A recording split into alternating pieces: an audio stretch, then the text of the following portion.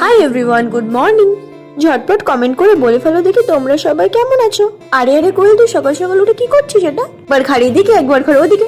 তুই অত বুঝবি না, এটা এক্সারসাইজ বলে রে গাধা। আরে একে দেখছি তুই কি চুল ছেড়েছিস? না রে, বেঁধেই শুয়েছিলাম, কিন্তু কখন যে খুলে গেছে বুঝতেই পারিনি। সকাল উঠে ঢং করে নিচ্ছিলাম। ভাই দেখো বাইরে ওয়েদারটা কেমন। সূর্য মামা এখনো পৃথিবীতে ল্যান্ডই করতে পারিনি, এত পরিমাণে ঠান্ডা লেগেছে। এই ভয়েস ওভারটা দেওয়ার আগে আমি যে কতবার হাঁচি করে দিয়েছি তার ঠিক নেই। আর আমার বোন আমাকে দেখে উড়ির দৌড়। আরে আরে কোয়েল, তোর কি মাথা সব খারাপ হয়ে গেল নাকি? ঘন্টার মতো ঘর দিয়ে কেউ বাইরে বেরোচ্ছে না, আর তুই সকালবেলা উঠে হেঁটে হেঁটে বেরোচ্ছিস। চুপ কর তো, বেশি বকবি না একদম। সকালে উঠে একটু হাঁটাহাঁটি করা ভালো, সেটা তো তুই বুঝবি না। সকাল সকাল হাঁটাহাঁটি করলে একটু শরীর ভালো থাকে। সকাল সকাল ব্রাশ হাতে নিয়ে তুই চলে যাচ্ছে গাছ দেখতে। আগের দিন কোয়েল যে গাছগুলো লাগিয়েছিল না, ওগুলো একটু দেখছিল ভালো হয়েছে কিনা। তোর কাছে এত কম গাছ? আরে তারা সবে তো শীত পড়লো, আরো লাগাবো। এখানে আমার বোন আর ভাই এসে তাকে মাসির কোলে উঠবে সেটা নিয়ে ব্যস্ত। বেলা খেয়ে নিলাম। আর শীত পড়লে খিচুড়ির গুড় খেতে যে কত ভালো লাগে, সঙ্গে গোলা রুটি, উফ দারুন।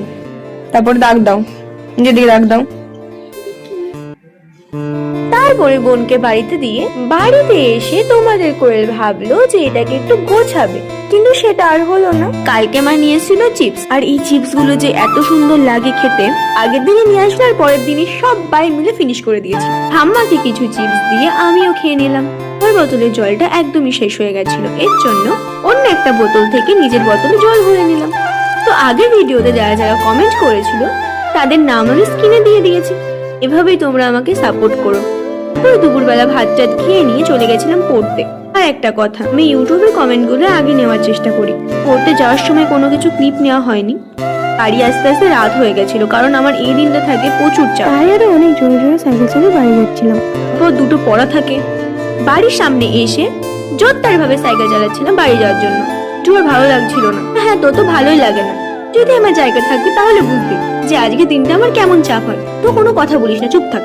বাড়িতে এসে ঠাম্মা দিয়ে দিল চা। তো সন্ধ্যেবেলায় দুধ চা আমার যে এত ভালো লাগে, তো ঝটপট করে খেয়ে নিলাম। তো আজকের জন্য টাটা, দেখা হচ্ছে অন্য কোনো মিনি ব্লগে। প্লিজ লাইক কমেন্ট শেয়ার করতে কিন্তু একদমই ভুলবে না।